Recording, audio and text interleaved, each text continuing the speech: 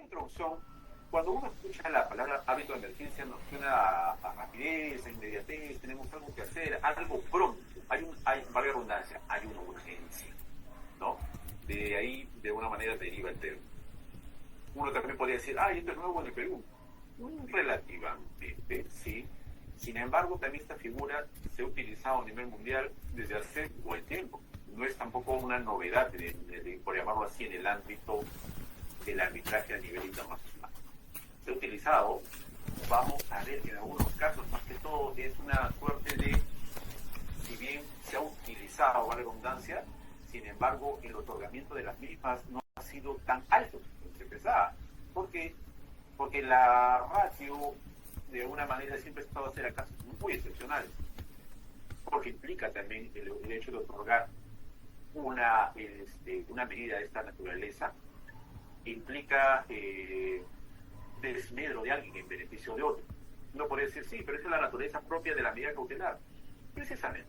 Pero en el caso del arbitraje de emergencia, y vamos a ver a nivel internacional como una experiencia que vamos a ver, el estándar es alto. Es decir, no es por, de alguna manera, evitar que esto se fomente o se utilice más, sino que hay que tener en cuenta que cuando se emite este tipo de, o se utiliza este tipo de herramienta procesal, va a tener pues implicancias, sobre todo en el tema de lo que es la contratación estatal. Ya en el caso peruano estamos viendo que hay ciertas situaciones que se están presentando, lo cual vamos a conversar en un momento. Pero nuevamente, a manera de preámbulo, eso es lo que vamos a ver el día de hoy en la arbitraje de emergencia. Conceptos, ventajas, vamos a ver también que van a surgir las famosas desventajas que podrían estar dando aquí. Vamos a hablar de un poco de experiencia que vamos a presentar, experiencia internacional, experiencia internacional, quién la usa, quién la usó y quién la dejó de usar, eso también llama la atención. ¿Cómo viene siendo tratado a través de los proyectos que buscan de alguna manera reformar la ley de contrataciones, la tantas veces modificada o reformada la ley de contrataciones? Y ahí van a ver ustedes que también salta, por llamarlo de alguna manera, digamos, esta herramienta ya denominada arbitraje de emergencia. Pues bien, entonces vamos a empezar. Vamos con nuestra primera diapositiva. Aquí tenemos un concepto que ustedes lo pueden encontrar, hay que ser franco, desde un Google, en el Google, tipean concepto, arbitraje de emergencia, lo van a encontrar en doctrina, lo van a encontrar en los reglamentos procesales de distintas instituciones a nivel nacional e internacional, pero aquí lo que de alguna manera tenemos es un concepto transversal, ¿no? Arbitraje de emergencia, aquel mecanismo procesal por el cual la parte interesada solicita la emisión de una medida cautelar antes de la plena constitución del tribunal. ¿Cuáles son las particularidades, características? La urgencia, hay una necesidad apremiante, una necesidad que no puede esperar al tribunal, a la constitución del tribunal arbitral. Llámese que sea un árbitro único, llámese que sea un tribunal que puede ser un 3, un número impar, conforme lo señala la doctrina. Algo urgente. Previo a la constitución del tribunal. Claro, porque estamos hablando de un árbitro. Si fuese de manera simultánea, ocurriría una colisión en cuanto a competencias. Alternativa al Poder Judicial. Normalmente, quienes estamos en el tema arbitral, a veces nos instalábamos, se constituía el tribunal, se instalaba el tribunal, y inmediatamente se nos ponía en conocimiento una medida cautelar dictada por el Poder Judicial. Una medida cautelar que disponía A, B, C situaciones. Que no se ejecuten las cartas fianzas, estamos hablando de contrataciones del Estado, que no se realice ninguna actividad, etcétera, etcétera. Muchas particularidades. Y ¿qué es lo que pasaba? Una vez que llegaba a nuestro conocimiento, nosotros podríamos modificarla, revocarle parte, etc. Lo que el tribunal ya lo consideraba. Y cuando uno miraba los tiempos, uno se encontraba con que esta medida cautelar había sido solicitada en el Poder Judicial hace unos 6, 7 meses o hasta un poco más, y de ahí venía el tema. Que, digamos, las cartas fianzas, por ejemplo, no podían ser ejecutadas, o si se había resuelto el contrato y se señalaba de que no debía la entidad realizar otras actividades que afectarían la decisión final de este tribunal arbitral, etcétera, etcétera. Hay que ser franco, ¿no? Algo también que caracteriza el Poder Judicial, y no solamente aquí, en varios lugares del mundo, es la demora. Entonces, esta figura del arbitraje de emergencia como tal sale, por llamarlo así, o es diseñada básicamente con el objeto de hacer más célere lo que vendría a ser el otorgamiento de una medida cautelar para quienes realmente lo necesiten, para quien realmente se encuentre en una situación en la cual existe la verosimilitud del derecho, ¿no? Esa apariencia que debe existir, que vamos a ser favorecidos con un laudo, etcétera, etcétera. Inmediatez, ¿no? A diferencia, nuevamente, por eso se habla de alternativa al Poder Judicial. Entonces, cuando hablamos de arbitrar esta emergencia, como bien se está señalando, al urgente, previo a la constitución del tribunal, y alternativa, como lo lógico, al Poder Judicial. ¿Sí? Son las particularidades de las cuales, si se dan cuenta, las vamos a ver en cada una de las legislaciones o normativas de centros de arbitraje nacionales o extranjeros. Vamos a encontrar siempre esto. La idea, nuevamente, es hacer más célere este proceso arbitral. Y otra característica también, antes de pasar a esto de las ventajas, imaginemos, yo soy el que dicta yo soy el árbitro de emergencia. ¿Qué es lo que puede pasar? O otorgo la medida cautelar o no la otorgo.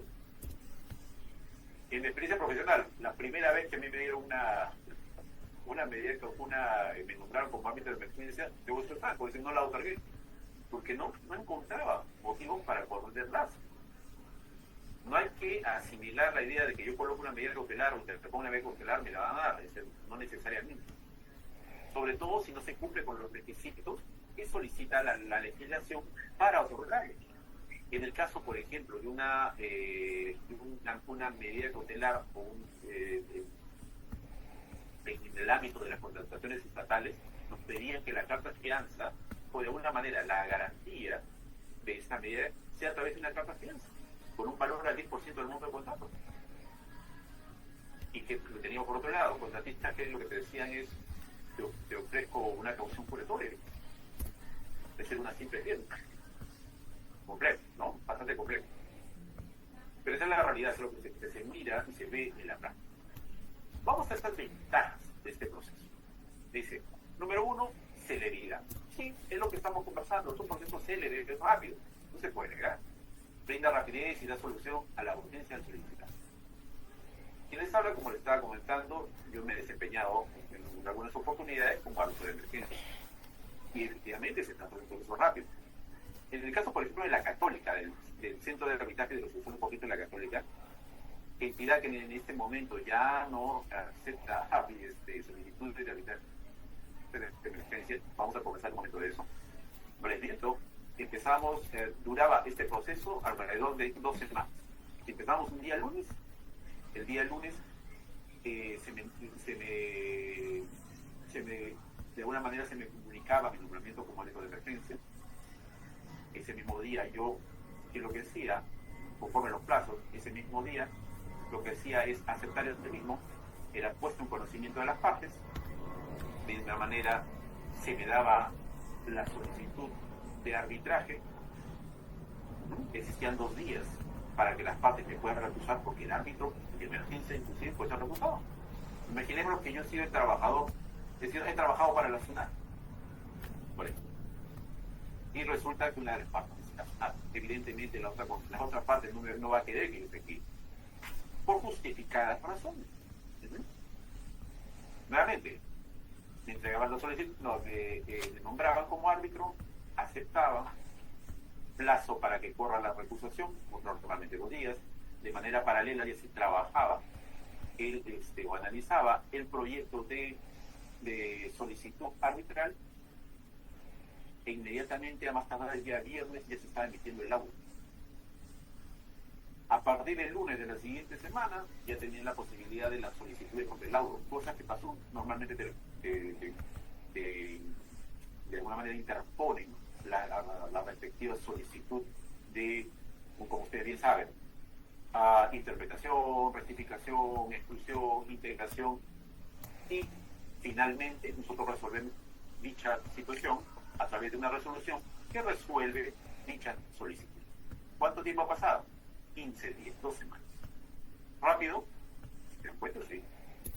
Ahora, esta no es la regla para todos, ¿no? Eso era lo que ocurría en el Centro de Arbitraje de Resolución de Conflictos de la Universidad Católica. Hay otros reglamentos que son un poco más laxos. Ya otro más comprimido ya no creo, sería muy complicadísimo, ¿no? Pero por ejemplo, el que manejaba la Católica era el más expeditivo, creo yo. En 2 semanas, tiempo suficiente como para poder desarrollar dicha actividad, analizarla y poder de alguna manera emitir un pronunciamiento conforme lo requieren las partes, en este caso la parte solicitante. Como le digo, no es que te lo van a otorgar, porque deberían otorgarlo, no. Finalmente va a ser el árbitro quien va a analizar y va a ver si corresponde o no. He tenido casos en los cuales lo he denegado, he tenido casos en los cuales lo he otorgado, siempre y cuando se cumpliera con todos los requisitos.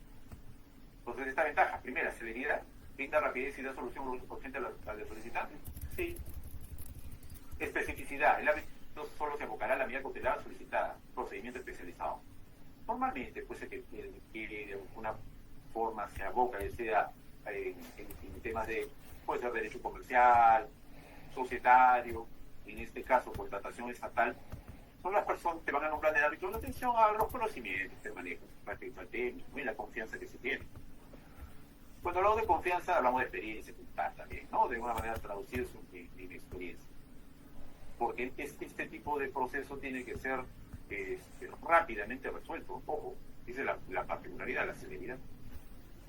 Y otra característica propia ya del arbitraje en sí, la confidencialidad.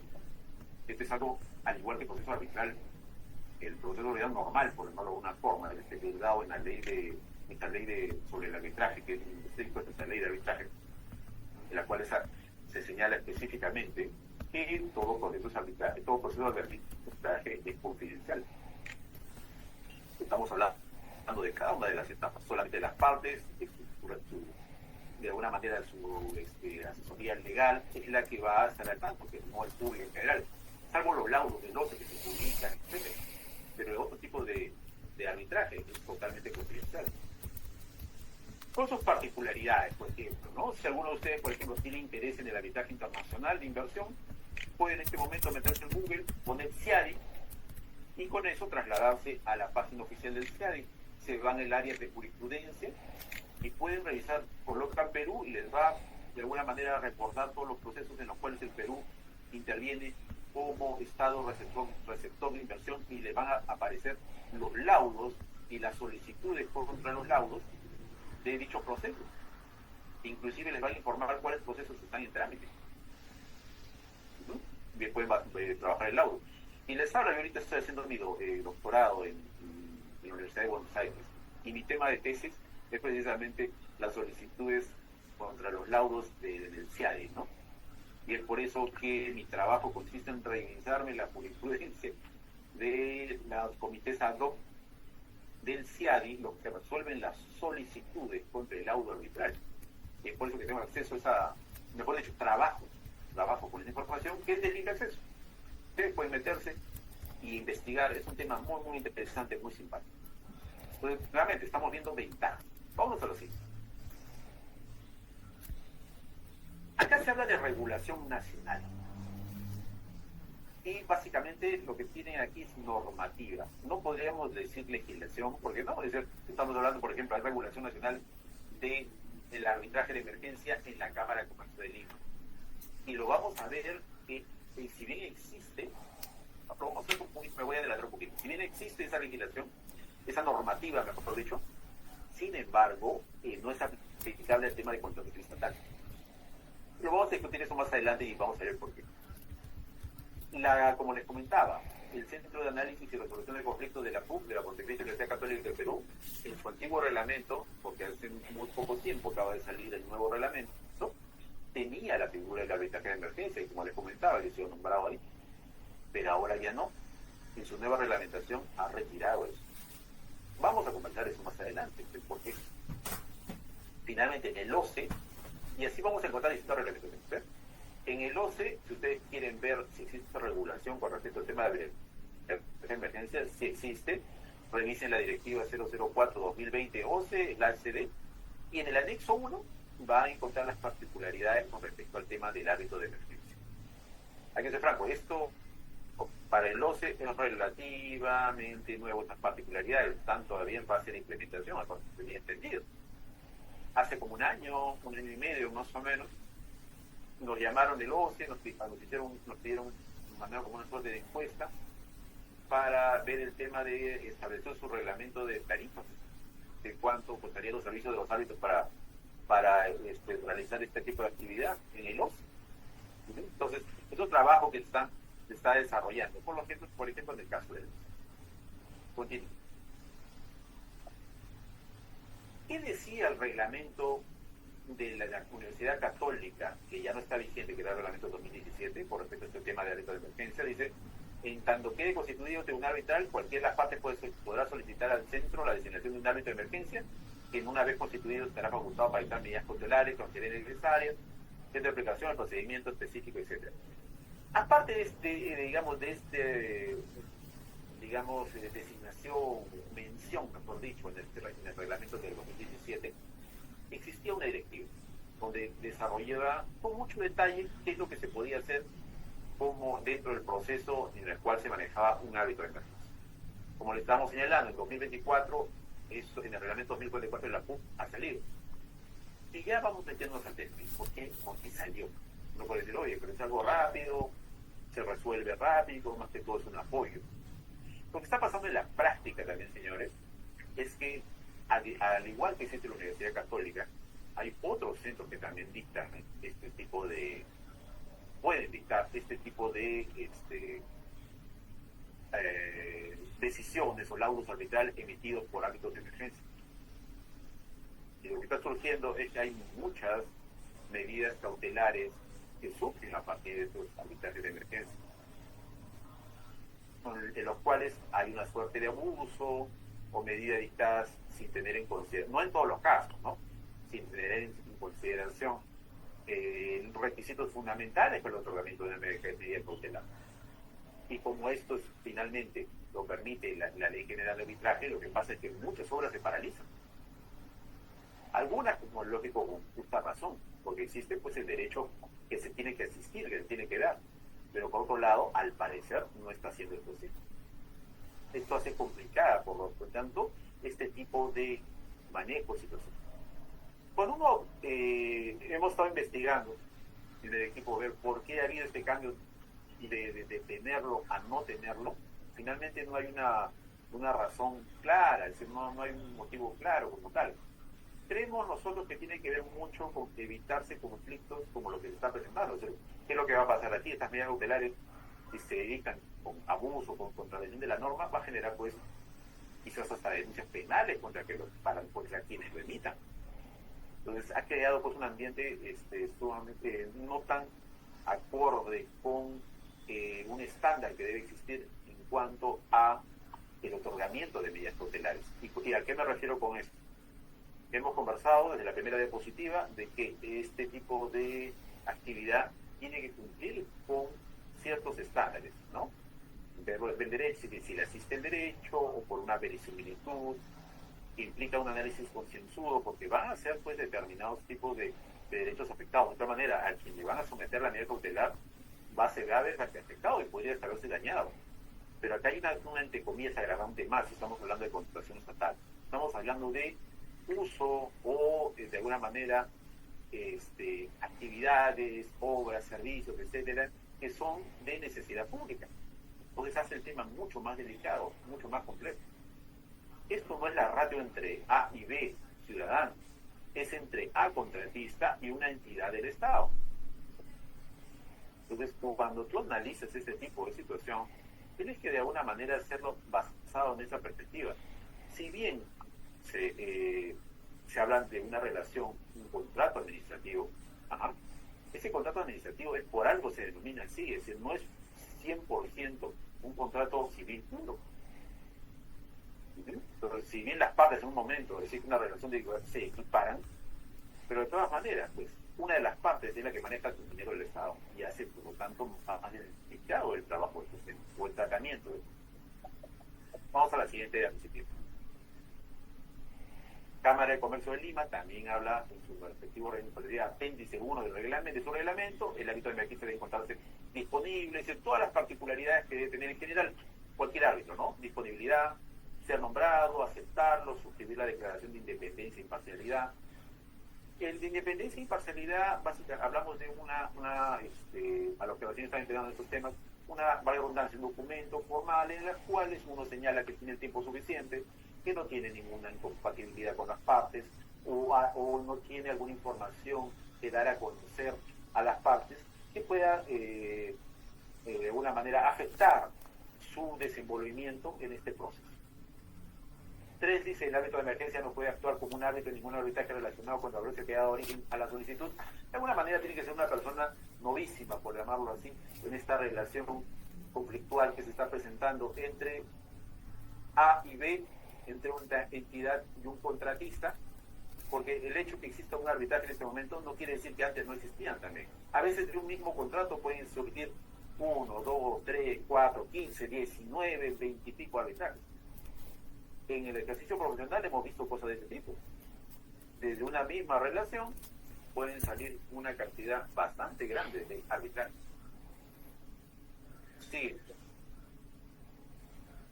También en este apéndice, en el artículo 8, de alguna manera señala cuáles son las particularidades que debe tener, ¿no?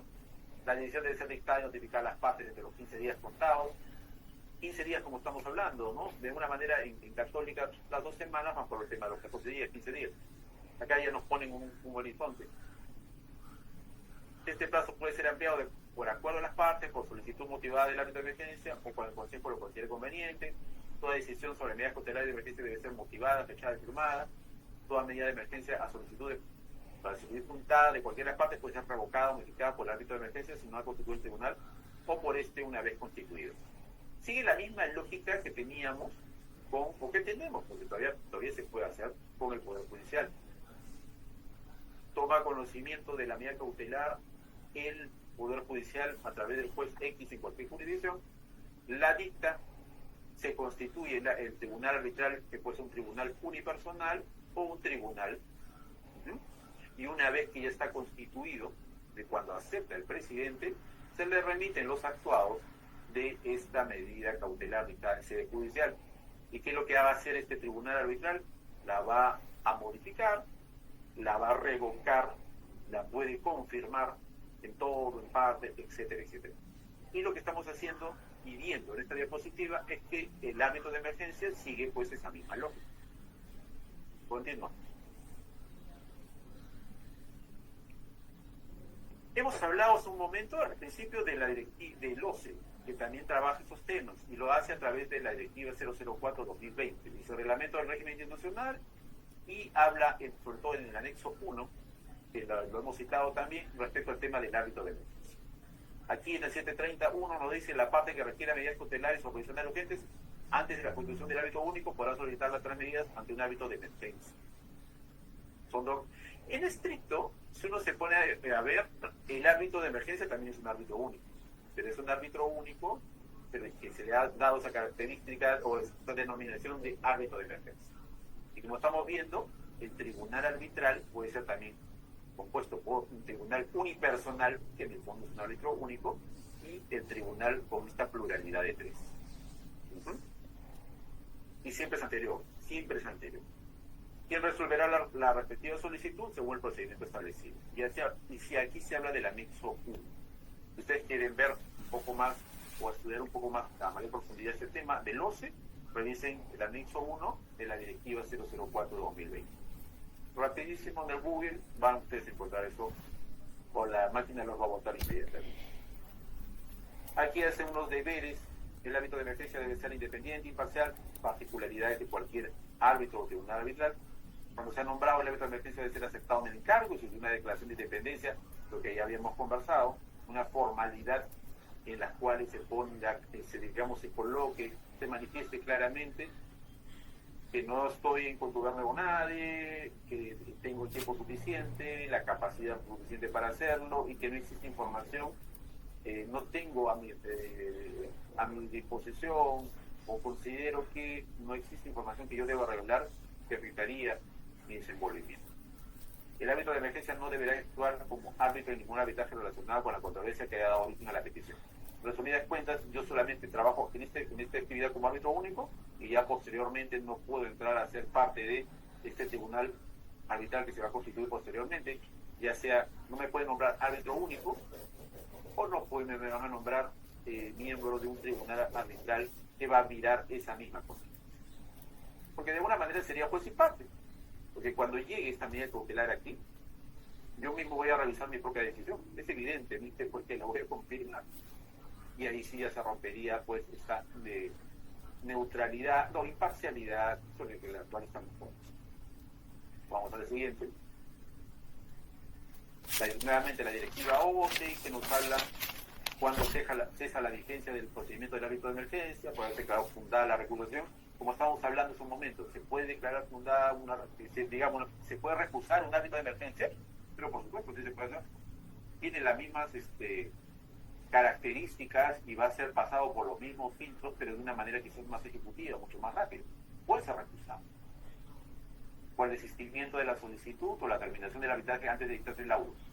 ¿Qué es lo que puede suceder en este caso? Yo presento la solicitud de árbitro de emergencia para que me tomen medida tutelar y resulta que en el interín se soluciona el tema, ya no amerita la emisión de una medida cautelar.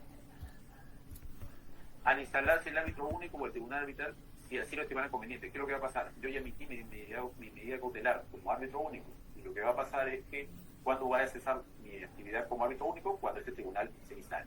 Nuevamente, ya sea como árbitro único o como tribunal.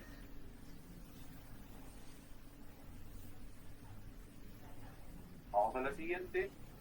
¿Qué se le puede solicitar al árbitro de emergencia? Como lógico, no es taxativo, pero es la misma ratio que uno tiene con respecto a lo que es el Poder Judicial. Estamos en tema de contrataciones, medidas que busquen mantener el status quo de la obra, que se mantenga igual, que se resuelva, medidas para salvaguardar una situación jurídica, cautelares de un hogar para el tema de la inclusión de cartas fianzas, o para que no se resuelva el contrato, medida cautelar de embargo y la administración de penalidades. Normalmente cuando estamos en tema de contratación estatal y específicamente lo que estamos viendo ahorita de obras, esto es lo que se pide. Es decir, normalmente lo que ocurre, resolución del contrato remitida al contratista por haber llegado al monto máximo de la penalidad. Y adicionalmente se dispone la ejecución de las cartas fianzas. Entonces, desesperado esa persona o ese contratista lo que va a buscar es la decisión, ya sea del Poder Judicial o de un ámbito de emergencia, para que se paralice esa actividad. Ustedes que están trabajando el tema de contratación estatal van a ver eso. Es una de las primeras cosas por las cuales uno se aboca, ya sea el tribunal. Pero la medida cautelar siempre va a buscar eso en la mayoría de Vamos a la siguiente diapositiva. ¿Es posible solicitar medidas cautelares de emergencia en arbitraje donde el Estado es parte del arbitraje? Existe una regla general, en general sí se podría hacer. Pero como lógico, ninguno de los operadores, llámese por ejemplo Cámara de Comercio de Lima, la Católica, ANCHAM, tienen la obligación de hacerlo. Hay unos que han decidido no hacerlo. Por ejemplo, si revisamos el reglamento de la Cámara de Comercio, artículo 35 de su reglamento, dice: si el Estado interviene como parte y no existe sometimiento expreso en el convenio arbitral al procedimiento de emergencia, es decir, no va a ser aplicable la disposición de árbitro de emergencia. Salvo que lo que pueda forzar, una interpretación forzada, pero la regla es que no. ¿Qué no dice la ANCHAM, la Cámara Americana? Conforme al artículo 37C del reglamento del arbitraje de ANCHAM, tampoco son aplicables las disposiciones sobre medidas de emergencia cuando el Estado sea parte del arbitraje. Así como existe una opción legislativa, en este caso estaríamos hablando de una opción normativa. Estamos viendo que Católica, la Cámara de Comercio con ciertas restricciones, y el ANCHAM están diciendo no entramos en el sistema cuando el Estado está. ¿Por qué? Porque una opción normativa para ellos ha sido definirlo de esa manera. Causas, pueden ser muchas, pero quizás, creo yo, una de las más importantes sea, estamos hablando de dictar medidas cautelares contra dinero, contra actividades relacionadas con la actividad del sector público, que es mucho más delicado, y estamos dictando una medida cautelar contra Juan, Pedro, María, contra José Segarra. A ellos sí son personas naturales que han decidido hacer un negocio, juegan con el riesgo de hacer los negocios como tal, se someten a un tribunal arbitral y disponen una medida cautelar contra José Segarra su patrimonio, un embargo. Él, digamos, tenía derecho a la aplicación de penalidades en contra de su arrendatario. Embargo, o se dispone que no se realice ningún tipo de actividad de cobro o similar hasta que se resuelva el proceso arbitral. Entonces, el arbitraje de emergencia tiene estas particularidades y acá tenemos opciones normativas. Así como escuchamos opciones legislativas, aquí son opciones normativas. Tres instituciones que de alguna manera tienen un peso significativo dentro del ámbito del arbitraje en Perú. Católica no se puede negar, la Cámara tampoco, la Cámara de Comercio no se puede negar, y ANCHAM también estamos optando por cuidado si no entramos, ustedes están hablando muy coloquialmente. Y en el ámbito internacional, ustedes, como lo hemos dicho al inicio, ¿qué está pasando? ¿Se usa o no se usa? Sí se usa y se ha usado. Reglamento de la Cámara de Comercio de Estocolmo, vamos a ver las citas respectivas, la CCI, la Cámara de Comercio Internacional, la Corte de Arbitraje de Londres, reglamento suizo de arbitraje, reglamento del Centro para la Resolución de Disputas.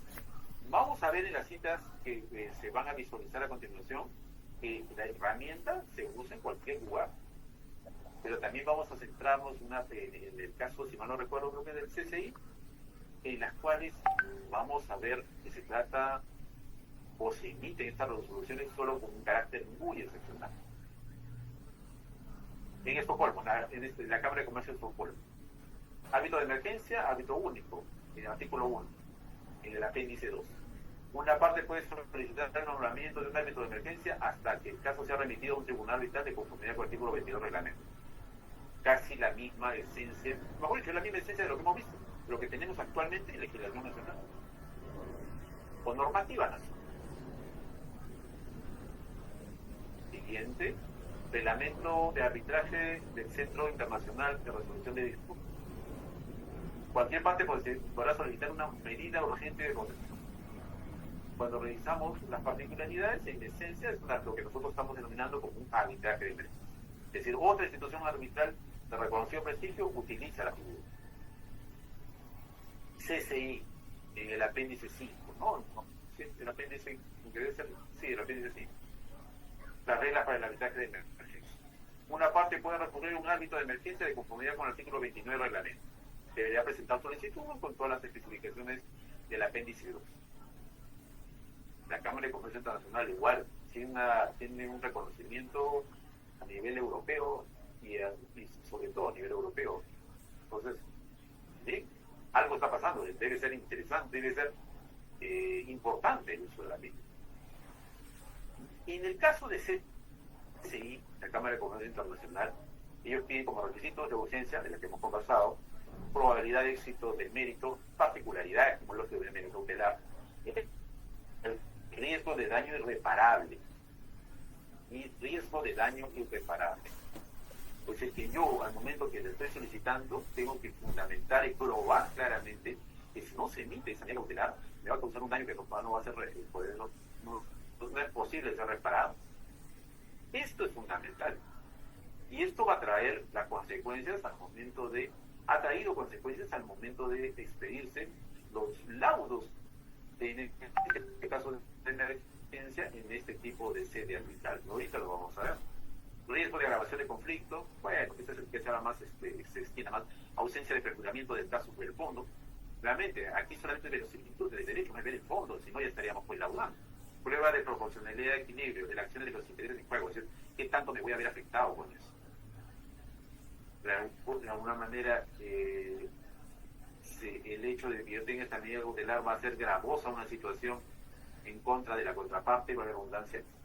Si se dan cuenta, estos requisitos de CCI hacen que toda solicitud sea realmente bien fundamentada y no solamente presentar con el objetivo de quizás ganar tiempo, no, porque hay que ser franco, también en la práctica arbitral uno se encuentra con eso, que se interponen acciones con el objetivo, sabes que tú vas a perder, pero lo pone con el objetivo de letargar el proceso. Evidentemente mala fe procesal, ¿no? Aquí teníamos unas conclusiones de un estudio que se hizo, donde si bien se habla de hay una particularidad y lo denominan grado especial de urgencia. Dice el informe de la Comisión de Arbitraje de la CCI, de la Cámara de Comercio Internacional y el Grupo de Trabajo ADR, estamos hablando de los métodos alternativos de resolución de conflictos en inglés, sobre procedimientos de arbitraje de emergencia, dice que revisó 80 solicitudes de emergencia entre 2012 y 2018. Estamos hablando de 6 a 7 años de análisis de esas resoluciones, 80. Consideró que la naturaleza de medidas profesionales es tal, solo en casos excepcionales se justifica una medida urgente, excepcionales. Entonces, vamos a ver con cifras un poquito más adelante que no ameritaba tanto. El diferente significado de urgencia en los procedimientos arbitrales de emergencia y en las solicitudes de las medidas provisionales ante los tribunales es una consecuencia, la característica definitoria del arbitraje de emergencia. Es el diferente significado de urgencia. Cuando uno empieza a leer este informe con mucho más detalle, lo que en resumidas cuentas se está diciendo, esta es la medida cautelar. Esta medida cautelar tiene que cumplir con determinadas particularidades. Y eso también te lo puede dictar el tribunal arbitral.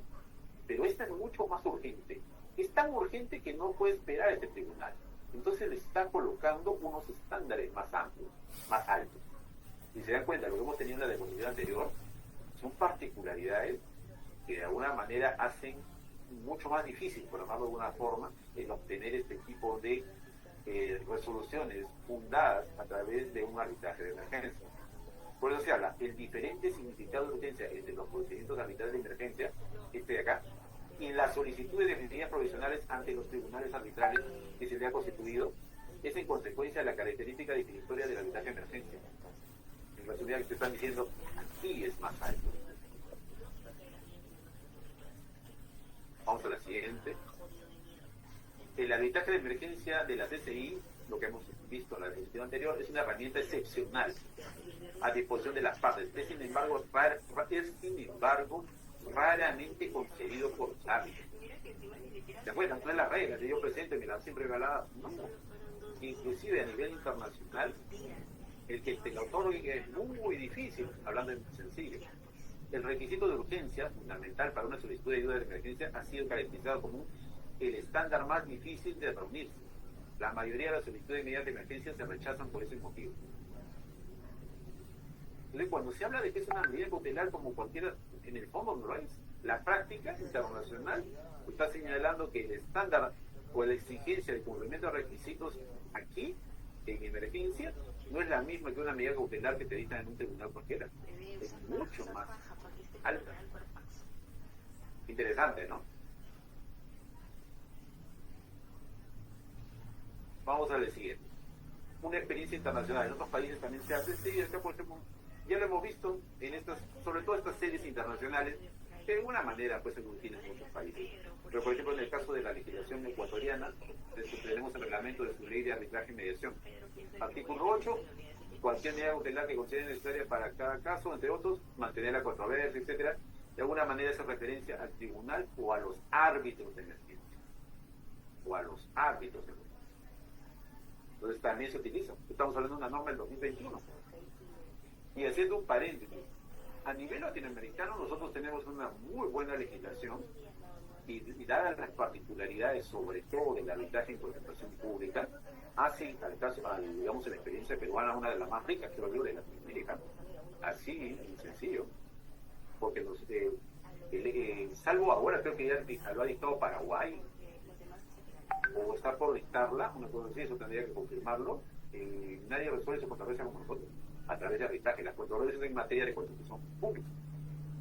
Hay sombras expeditivos, sí, pues son bemoles como lo lógico, pero es algo que es positivo. Y la experiencia como tal es mucho más rica. Yo me acuerdo hace 2 años, me invitaron a dictar una charlita y era la experiencia de Perú, México y no me acuerdo qué país, Brasil, hay un centro mexicano, pues, ¿no? Que salió a exponer de experiencia y decía, nosotros en 5 o 6 años hemos tenido 75 casos, y yo estaba, pues, y después me tocaba a mí, ¿no? 75 casos Por experiencia, bueno, algo de experiencia que uno tiene en estos temas, eso ya lo pasamos hace tiempo, ¿no? La cantidad de arbitrajes que hemos tenido, ¿no? Y hay otros que tienen mucho más que yo, inclusive. Muchísimo más que yo, mucho más gente como el tiempo. Y estoy en el tema arbitral de contratación pública del año 2007, entonces, alguito sé del tema, ¿no? ¿Y por qué les digo esto? Porque en el caso peruano como tal, tenemos bastante experiencia de campo, bastante experiencia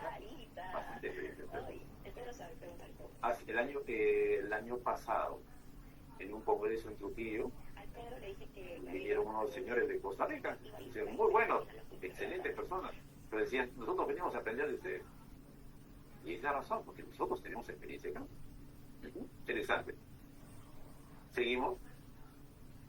Ahora, ¿qué está pasando también en el ambiente del Congreso, por llamarlo así, en el ambiente legislativo? Ustedes saben que nuevamente pues hay una propuesta de modificación de la ley de contrataciones con el Estado. Entonces, ¿cómo se llama? Y ha salido normas que también tienen en consideración distintos tipos de aspectos por el de tratar de hacerlo más eficiente. Pero vamos a empezar con esta ley 31589. Esta es una ley emitida, pero nosotros hemos buscado la exposición de motivos de la misma. Hablamos de una ley denominada como la ley que garantiza la reactivación de obras públicas. ¿Por qué hemos citado esto? De la revisión de la casuística, así como la información recogida por las entidades, se ha podido advertir que una de las principales preocupaciones de estas son las paralizaciones de obras que originan inatención a las medidas cautelares interpuestas por la contratista, las cuales tienen como finalidad que las entidades no puedan realizar ninguna acción respecto a la obra pública paralizada, manteniendo el servicio público, lo que hemos conversado. Define la herramienta, pero evidentemente pues hay actividades que en vez de ayudar como tal, lo están haciendo de forma más lento el tema de la obra pública. La obra pública es muy necesaria. La idea, sí creo yo, siempre debe ser buscar que, independientemente del tema conflictual, continúe la obra, porque si no, es un grave daño a la población. También vamos a ver ahora, hay proyectos de ley en los cuales se aborda también el tema de lo que es el arbitraje de emergencia. Nuevamente, el año pasado, nosotros en noviembre, tuve la suerte que me invitaran a una comisión del Congreso. Tuve la opción de poder debatir y conversar de estos temas. Este es un proyecto de ley, y fíjense ustedes, ¿no? Que claramente es un proyecto de ley que modifica la ley de contratación. ¿No?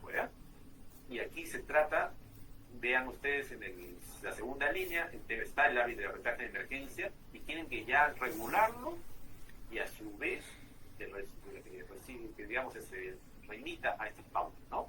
Es competente para resolver solicitudes cautelares en donde sea, no sea aplicación, en las cuales no sea de aplicación el arbitraje de emergencia.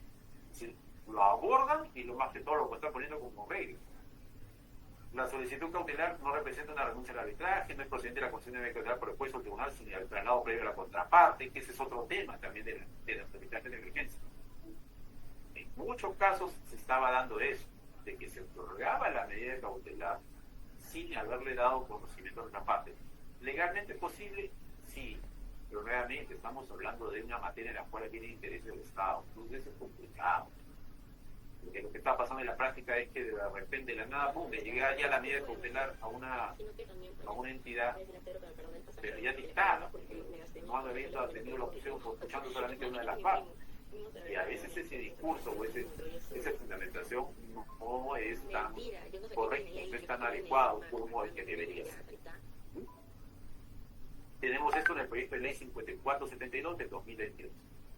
En este mismo proyecto también, no lo recuerdo, dice, en todos los casos en que el contratista solicite una medida cautelar, ya sea tanto en la vía judicial como en la arbitral, esa se puede supeditar al ofrecimiento de una contracautela en favor de la entidad.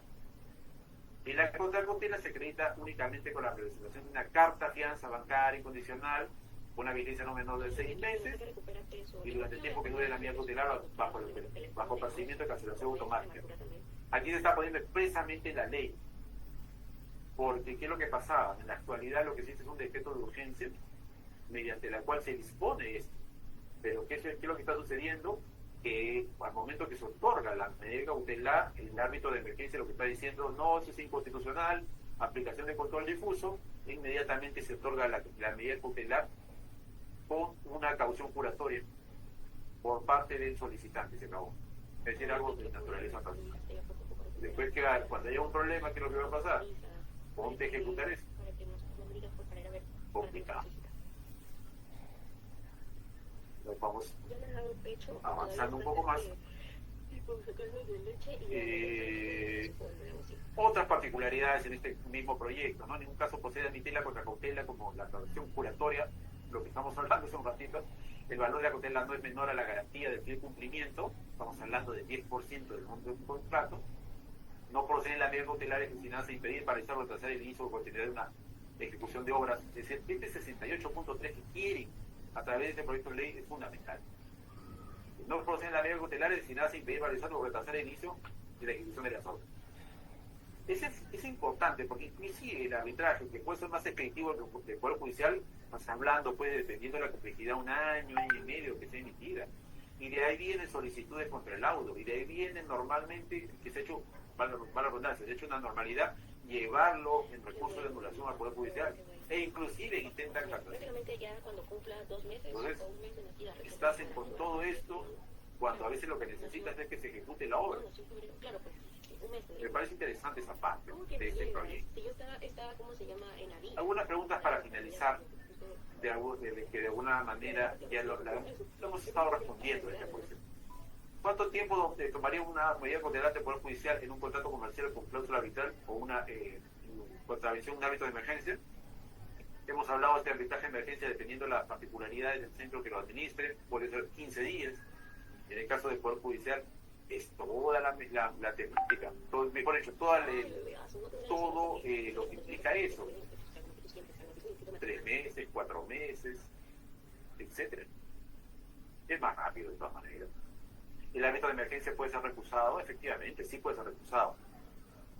Por las mismas causales que se puede recusar a un árbitro que compone un tribunal arbitral. Se debe regular el arbitraje de emergencia se debe regular en la ley de arbitraje esta figura.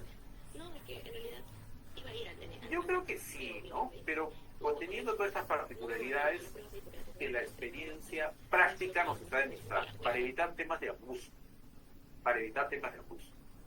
¿Qué es lo que nos está diciendo la práctica nacional e internacional? Que esto debe ser bien exigente en cuanto a los estándares de aplicación. Hemos visto que la práctica internacional dice que esto tiene que ser un estándar mucho más allá, mucho más exigente que una medida cautelar, por llamarlo así, común, que no se otorgan tanto como se solicita. Es excepcional. En cambio, al parecer, aquí lo que está haciendo es como una regla, ¿no? Pues eso también es contraproducente. Pero llevarlo a ese nivel, para serle franco, dado como se está presentando en este momento, yo creo que pues nuevamente, no descartarlo, pero colocándole las exigencias respectivas. 3. Se debe regular en la ley de arbitraje la figura. Y 4. Es posible lograr la paralización de una obra, por ejemplo, hasta que se conceda la sanción de plazo, siendo yo el promotor o la entidad. Se puede evitar dicha actividad. Es una medida cautelar finalmente. Y dependiendo de las particularidades y lo que el árbitro decida, se puede paralizar o no. ¿Que no debería hacerlo? Pues no debería hacerlo. Debería existir una excepción como la del proyecto que hemos visto hace un momento, para evitar abusos con respecto a esta figura que es tan importante, pero cuyo manejo tiene que ser muy cuidadoso. Este tema es bastante simpático.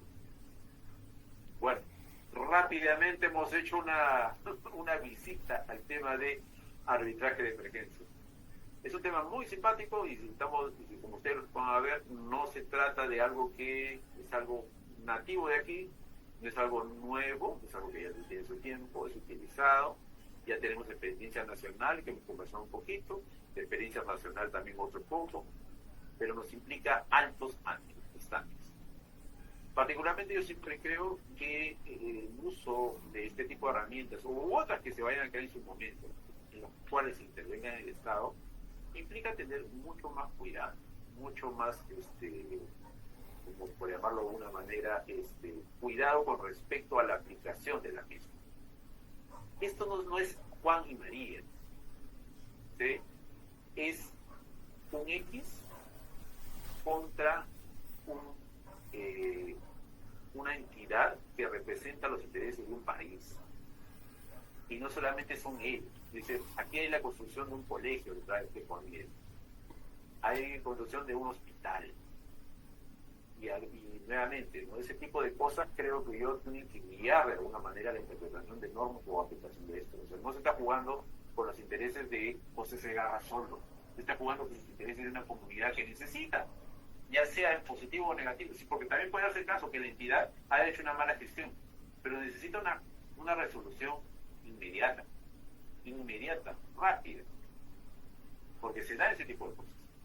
Puede ser, nuevamente, tener en consideración esos elementos, pero también puede ser caso que la entidad puede haber gestionado mal el contrato y por lo tanto responsable, tranquilamente. Pero no lo puedes poner en la misma situación, ¿no? Ese tiene que ser más ejecutivo, más exhaustivo en el análisis de resolución de ese tema. Cualquier cosa, con todo gusto, mi correo electrónico, jsegarra@segarrapinto.com, con mucho gusto para poder resolver cualquier duda, consulta académica, profesional, mis teléfonos con WhatsApp, porque ustedes quieren además. Finalmente, muchas gracias, Anar, por la oportunidad, y bueno, estoy a su disposición para cualquier duda, consulta, o si no la pueden realizar en WhatsApp. Muchas gracias.